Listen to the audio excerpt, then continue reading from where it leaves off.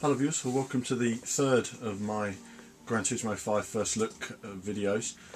Here we are in the A-Spec mode. I'm now up to level 14. Just my findings so far, essentially beginner series, you start off here. Very frustrating trying to progress actually. The game, you go through the first 3 cups of the beginner series and then you don't have the cars to complete the rest of the beginner series. You have to go away and do other stuff. In particular, you have to then enter the amateur series before you've even completed the beginner series, and then you still don't have enough money and you still don't have the right cars. Then you go back to the beginner series, and I think one race that was quite frustrating was the Yaris race. You know, you buy a brand new Yaris and it just can't compete. So I tried obviously several times to see if I could maximise it. I couldn't beat the other cars, and so I had to tune the car to try and win that race. So for beginner, you'd expect it to be quite straightforward. Pick a car, compete in all the different beginner races, pretty straightforward. It's not that straightforward at all. The next thing is, obviously, if you don't have the right car to enter the championship, it doesn't offer you an option of a car that's already in your garage saying why not use this, click yes, use it now. Instead you have to exit this menu, go into your garage, find a car, come back, hope that it's going to work. Yes, you can look at the list, but sometimes, you know, you have so many cars there you can barely remember, and then come back here and hope for the best. So progress in the series has been very slow indeed. Best thing to do is, once you've completed the first few cups, is to back out, go back to home and enter the special series. You'll see here I've got 3 cars awaiting delivery. Again, incredibly boring watching the cars being delivered. I wish you could just click a button and say delivered. Instead you have to go through this whole sort of 1-minute sequence of the car being delivered, so that's a waste of time there. Into special events. These are quite good fun so far, but quite difficult, or some of them are. Obviously you've got your karting, NASCAR, Top Gear, Mercedes, Gran Turismo Rally, Grand Tour, Sebastian Loeb Rally Challenge. Honestly, I'm not too keen on the rally myself. I don't feel doesn't have any feel to me whatsoever, any feedback. The Mercedes-Benz, you travel around the Nordschleife in sections to learn sections of the circuit, and the difficulty varies wildly between each section. Some sections you can take and there's a bit of room for error. Other sections there's no room for error at all. Quite strange how the difficulty was put together for that challenge. And of course here the Grand Tour, racing at night on tracks you don't know very well, can be very difficult indeed. But enough of that stuff so far. That's a little status update. We're going to crack on now and check out Monza. Okay, so next up is Monza. Now some of you may have seen my recent F1 videos. I did a few laps of Monza. This is my first ever time playing Monza on Gran Turismo. I'm here in the Zonda, so let's have a feel of this. Lots of power. See if I can find the view change button. In car there. For the benefit of the video, I'm still going to use the bumper cam view. Nice detail. The scenery there, obviously the game's very smooth as well.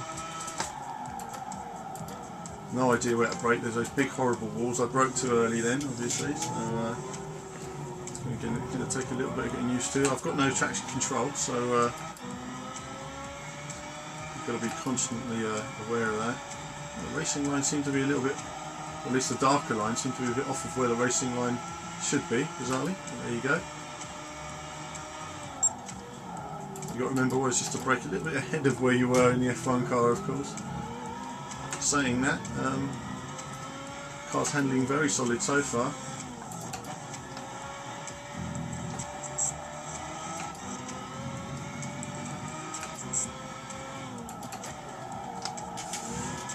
Oh, just got it into that corner, that wasn't comfortable. Trees look nice, I have to say. I mean, the overall circuit scenery is very nice. The track looks slightly tighter here than it does on other versions.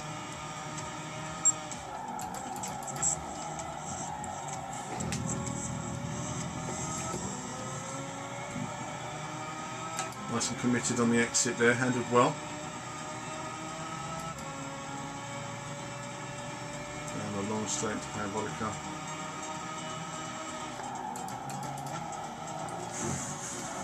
Stamps on the brakes quite aggressively there, but on the power quite quickly. Don't want to take the wall of death around the outside if I can help it. So that's a lap of Monza. So again, slightly different look, slightly tighter. You've got the walls there to avoid, and learning these braking points will take some time. I'll be braking earlier rather than later because I don't really want to be hitting those walls. And now we'll go on to our next circuit.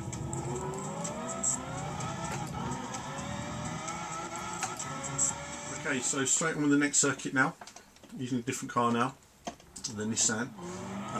We're going to be racing around Monaco. So again, it's my first sort of look at the Monaco circuit on this version. I think the first thing that you notice straight away is that there's no atmosphere. The track looks totally dead, doesn't it? No people, no nothing. And that's, dare I say, it's kind of what kills what Monaco is all about, doesn't it, really? I mean, it is all about the atmosphere. So, very clinical. I saw somebody mention to me GT4 HD, and that's kind of what this feels like just after the first two corners. Oh! Oopsie daisy. I'll have to concentrate a bit more on the racing, but yeah, it's alright. It's just not got any life to it, has it?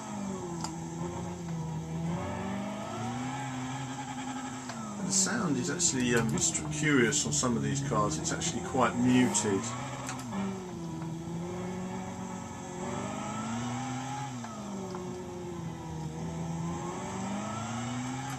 You know, racing cars, if you've ever been to a real race, you know they're incredibly loud, abrasive sounding machines.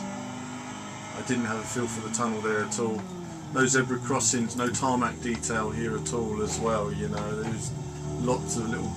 No, nothing here on the ground at all actually. It's pretty bland.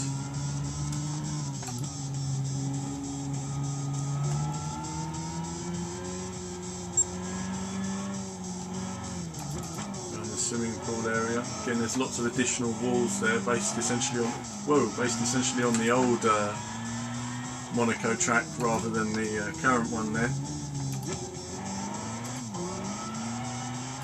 So again, a couple more laps and of course you would squeeze tons and tons of speed out of this circuit, but I'm going to move on now to the next track. Okay, so that was Monaco, looking pretty lifeless, it has to be said. Now we're on to Laguna Seca, so a quick lap on this.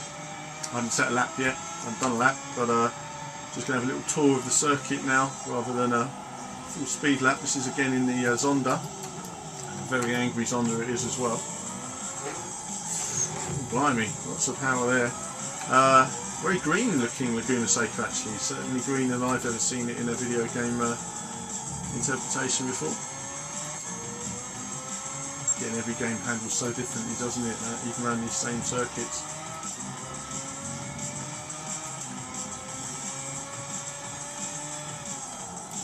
This is a time trial obviously, but you know, it's a pretty lifeless feel to it really.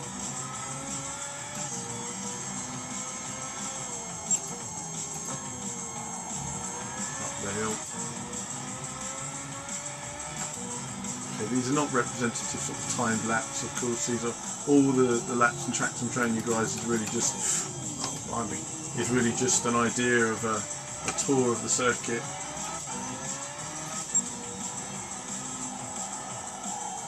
It's very different there. That's almost an angular sort of 45-degree angle at the end of it there. So again, a very different interpretation of the circuit compared to some other versions we've seen in games such as Forza Motorsport, whatever.